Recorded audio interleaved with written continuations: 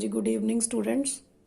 आज आपकी रिक्वेस्ट पर मैं डेप्रिसिएशन के मेथड्स के ऊपर आपको प्रैक्टिकल का वीडियो बना के दे रही हूँ। तो सबसे पहला हमारा जो मेथड है स्ट्रेट लाइन मेथड, और हम उसका एग्जाम्पल नंबर 2 करने जा रहे हैं। तो एग्जाम्पल नंबर 2 क्या कहता है? On 1 January 2013 machinery was purchase by x for ₹50,000 on last July 2014। Additions were made to the extent of ₹10,000 2014 में, फिर पहले 13 में उन्होंने परचेज किया, फिर जुलाई 14 में परचेज किया 10,000 का। On 1 April 2015 further addition were made to the extent of 6,400 और 1 अप्रैल 2015 में फिर से 6,400 का परचेज किया। On 30 June 2016 machinery the original value of which was 8,000 on 1 Jan 2013 means जो 2013 में हमने 50,000 की परचेज की थी, उसमें से एक जो मशीनरी थी उसकी कीमत 8,000 की थी, वॉज सोल्ड फॉर 6,000 और उसे अब 30 जून 2016 को 6,000 में सेल कर दिया गया। Depreciation is charge at 10% per annum on original cost. Prepare the machinery account for the year from 2013 to 2016 in the books of X closes his books on 31 December. दोस्तों यहाँ पर मशीनरी अकाउंट बनाने को कहा है, पर मैं आपको पहले जर्नल एंट्रीज बताऊंगी कि जर्नल एंट्रीज कैसे की जाती हैं, उसके बाद हम इसका अकाउंट बनाएंगे। ठीक है, तो चलिए शुरू करते हैं हम लोग। तो सबसे पहले हमारी जो जर्नल एंट्री है वो 2013 में स्टार्ट होएंगी। तो हम इसका फॉर्मेट जो है बना लेते हैं। तो सबसे पहला कॉलम हमारा होता है डेट का, नेक्स्ट कॉलम होता है हमारा पर्टिकुलर का, उसके बाद एलएफ का कॉलम होता है हमारा, और फिर हमारा डेबिट अमाउंट और क्रेडिट अमाउंट का कॉलम होता है। अब यहाँ पर मैं कुछ भी नहीं लिख रही हूँ ऊपर, मैं सीधा क्वेश्चन पे आऊंगी। ठीक है, तो यहाँ पर हम कर रहे हैं जर्नल एंट्रीज। तो लिखेंगे हम journal entries in the books of x.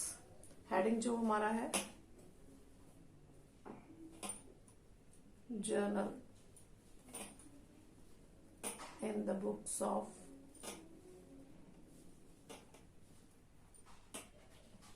X.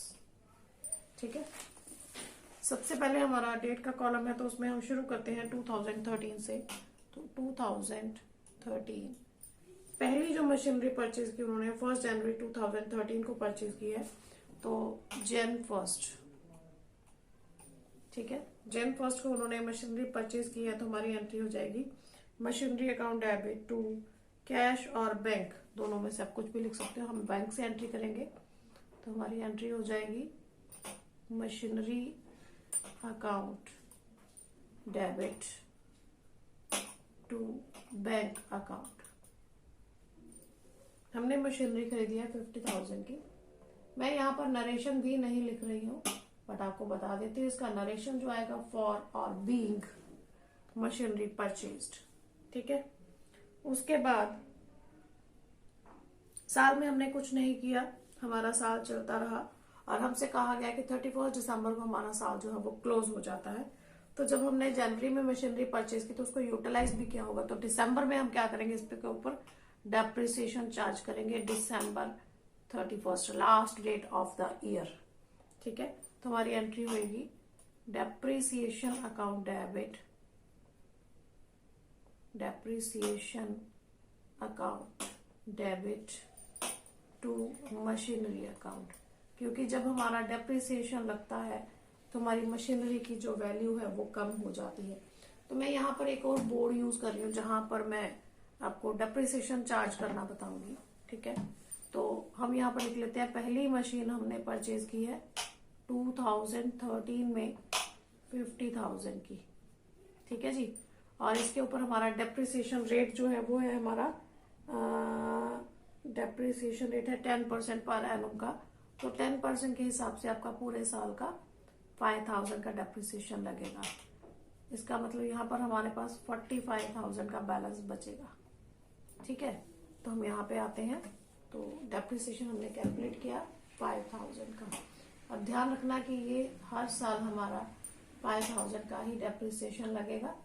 हमारा नरेशन होएगा फॉर डेप्रिसिएशन चार्ज। और उसके बाद जब डेप्रिसिएशन चार्ज होता है और उसे इमीडिएटली उसी डेट को P&L में ट्रांसफर कर दिया जाता है। P&L account debit to depreciation.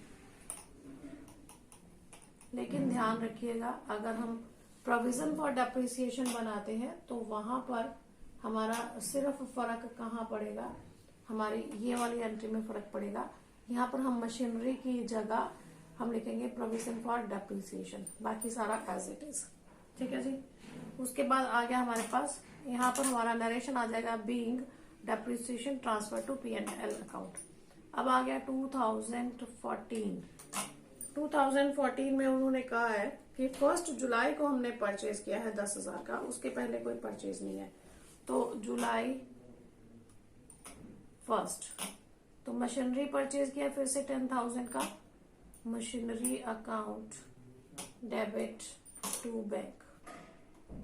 10,000 का हमने परचेज किया, नरेशन वही आएगा फॉर मशीनरी परचेज्ड। ठीक है।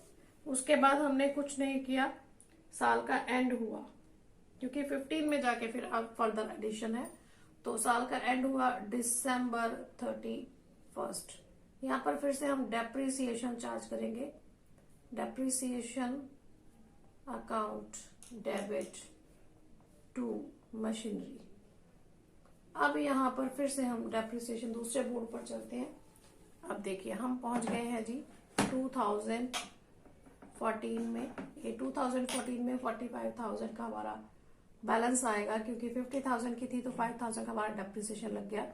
लेकिन इसी साल हमने एक और मशीन परचेज की 10,000 की, लेकिन ये हमने परचेज की 1 जुलाई को, इसका मतलब 6 महीने।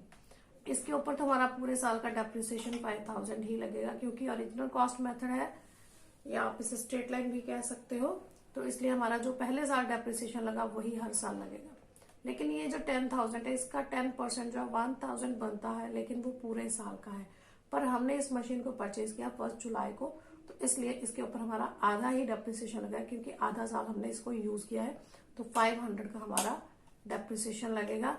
मीन्स हमारे पास जो है जो अब टोटल डेप्रिसिएशन है वो 5,500 का हो जाएगा। दोनों को प्लस करके शो करेंगे वहां पर 5,500 का। तो आ जाते हैं हम यहाँ पर 5,500। अब सेम डेट को हम डेप्रिसिएशन को P&L में ट्रांसफर करेंगे, P&L account debit to depreciation. ठीक है जी। 5,500 being depreciation transferred to P&L account. ठीक है जी। आई होप यहां तक आपको समझ आ गया। अब हमने आगे बढ़ना है, तो मैं बोर्ड को क्लीन कर लेती हूँ, क्योंकि मेरे पास बोर्ड के ऊपर और जगह नहीं है। Wait for 2 minutes. 2014 तक का हमने कंप्लीट कर लिया। अब हम चलते हैं 2015 पे। 2015 में वो कहता है फिर से परचेज किया 6,400 का, लेकिन 1 अप्रैल को। तो 2015 अप्रैल 1 मशीनरी अकाउंट डेबिट, क्योंकि फिर से हमने मशीनरी परचेज की है, machinery account debit to bank. अब हमने जो मशीनरी परचेज की है वो 6,400 की परचेज की है।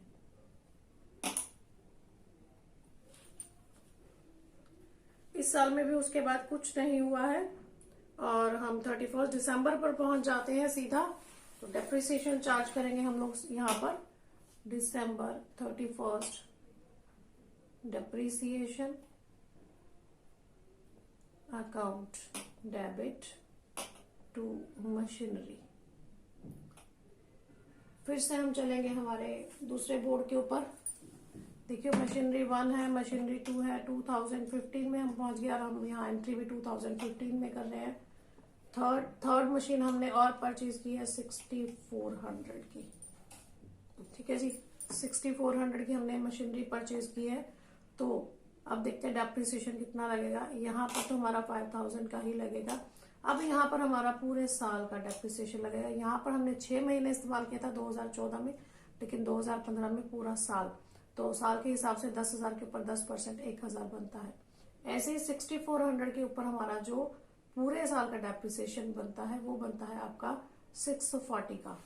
ठीक है, पर हमें तो डेप्रिसिएशन सिर्फ 9 महीने का चाहिए, क्योंकि हमने ये जो मशीन परचेज की है ये 1 अप्रैल को परचेज की है। तो 1 अप्रैल से लेके आपका 31 दिसंबर तक आपका जो है डेप्रिसिएशन वो सिर्फ 9 महीने का बनता है। तो आपका पूरे साल का 640 बना, तो हमें चाहिए 9 महीने का। 9/12 4 4 1 4 6 0 0 8 480। तो आपका जो डेप्रिसिएशन बना वो बना 480 का।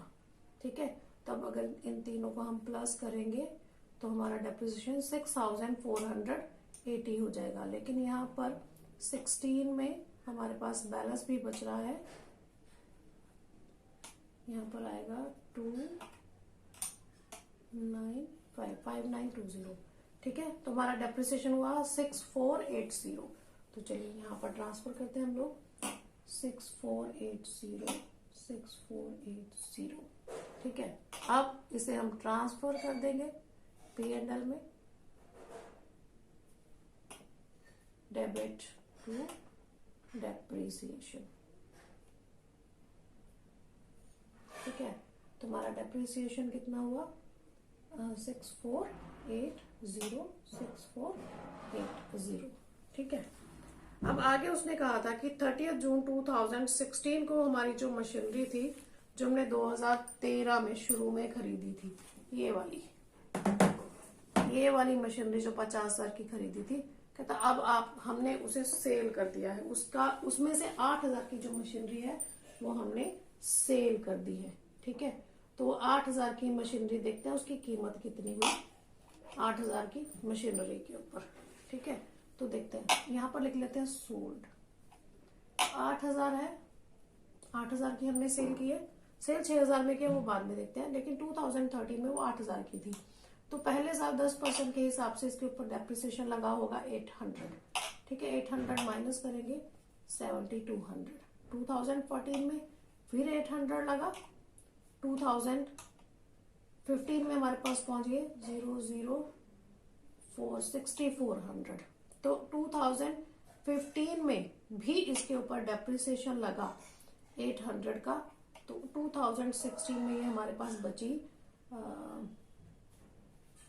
5600 की। लेकिन वो कहता है जो हमने सेल की वो 6000 में, 6000 हमारा सेलिंग प्राइस कितना है 6000 का। ठीक है, सेलिंग प्राइस हमारा 6000 का है, तो इसका मतलब हमें इसके ऊपर क्या हो रहा है, हमें इसके ऊपर प्रॉफिट हो रहा है। प्रॉफिट कितने का हो रहा है देखिए, 6000 में से जब 600 माइनस करेंगे तो 400 का प्रॉफिट आएगा। 400 का प्रॉफिट आएगा। नहीं, यहाँ पर हमने थोड़ा सा गलत किया। हमने इसे सेल कब किया है, हमने इसे 30 जून को सेल किया है, 30 जून को। तो इसका मतलब 30 जून तक का भी यहाँ पर डेप्रिसिएशन लगना चाहिए। तो 30 जून का यहाँ पर डेप्रिसिएशन कितना लगेगा, 5600 के ऊपर हमारा पूरे साल का 800 है, लेकिन हमें क्या चाहिए 6 महीने का। तो हमारा कितना हो गया 400। ठीक है, हाफ हो गया ना 400। 400 माइनस करेंगे तो हमारी एसेट की वैल्यू रहेगी 5200। ये हमारी क्या रहेगी कॉस्ट, कब 2016 जून 30। ठीक है, और हमने इसको सेल कितने में किया 6000 में। इसका मतलब हमारा प्रॉफिट कितना हो गया 800 का प्रॉफिट। ठीक है जी, तब देख लेते हैं हम लोग, आ जाते हैं इधर। तो 2016 जून 30, सबसे पहले हम सेल की एंट्री डालते हैं। जब सेल करेंगे तो पैसा आएगा बैंक अकाउंट डेबिट, पैसा कितना आया 6000। लेकिन हमने इस मशीन पर डेप्रिसिएशन भी चार्ज किया, डेप्रिसिएशन अकाउंट डेबिट, डेप्रिसिएशन हमने चार्ज किया सिर्फ 400 का, ठीक है।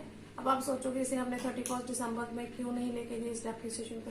जब हम जून में इस एसेट को सेल कर रहे हैं तो इसका डेप्रिसिएशन 31 दिसंबर को कैसे चार्ज होगा, वो तो जून में ही चार्ज हो जाएगा, तो इसलिए हम जून में ही डेप्रिसिएशन को चार्ज करेंगे। डेप्रिसिएशन अकाउंट डेबिट 400, ठीक है। और हमारी क्या गई मशीनरी, टू मशीनरी, मशीनरी हमारी कितने की थी, मशीनरी हमारी थी जी, हमने कैलकुलेट की थी 5200 की, उसकी कॉस्ट निकाली थी हमने 5200 की। इसका मतलब यहाँ पर जो 800 का हमारा डिफरेंस बचा वो क्या है, प्रॉफिट। इसे हम प्रॉफिट एंड लॉस अकाउंट भी लिख सकते हैं और प्रॉफिट ऑन सेल भी लिख सकते हैं, ठीक है जी। उसके बाद अब आएंगे दिसंबर 31 पर। दिसंबर 31 पर डेप्रिसिएशन चार्ज करेंगे, depreciation account debit to machinery.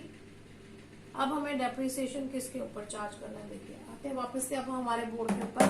तो यहाँ पर देखिए जो हमारी ये वाली मशीनरी थी 50,000 की, 50,000 में से 8,000 की गई, 50,000 माइनस 8,000 कितना बचा, 42,000। इसका मतलब अब इसके ऊपर हमारा डेप्रिसिएशन जो लगेगा वो 4200 का लगेगा, क्योंकि हमारा ओरिजिनल कॉस्ट मेथड है तो हमें यहाँ पर कुछ कैलकुलेट करने की जरूरत नहीं। सिंपल भाषा में हम कहेंगे तुम्हारा यहाँ पर डेप्रिसिएशन जो है वो 4200 का लगेगा, ठीक है। लेकिन यहाँ पर तुम्हारा इस मशीन पे तो 1000 का लगना ही लगना है, और इस मशीन पर हमने लगाया था 489 मंथ्स का, लेकिन अब यहाँ पर पूरे साल का 640, तो टोटल डेप्रिसिएशन हो जाएगा 4200 प्लस 1000 प्लस 640, तो 5840 हमारा डेप्रिसिएशन हो गया 2016 का, 5840। हमने 8000 पर डेप्रिसिएशन इसलिए नहीं चार्ज किया क्योंकि हम ऑलरेडी चार्ज कर चुके हैं, तो दोबारा से उसे चार्ज नहीं किया जाएगा। अब हम जब लास्ट डे में P&L में ट्रांसफर करेंगे, P&L account debit to depreciation, ये वाला भी 400 वाला भी और 5840 भी, ये कंप्लीट डेप्रिसिएशन हम यहाँ पर ट्रांसफर करेंगे P&L में। यहाँ पर हम ब्रैकेट में कर देंगे 5840 प्लस 400, तो आपका ये हो जाएगा 6240। तो यहाँ पर आकर आपका क्वेश्चन जो है वो कंप्लीट हो गया। आई होप आपको स्ट्रेट लाइन मेथड जो है वो अच्छे से समझ में आ गया होगा। इसके बाद जो हम अगला क्वेश्चन करेंगे वो हम करेंगे रिटन डाउन वैल्यू मेथड का।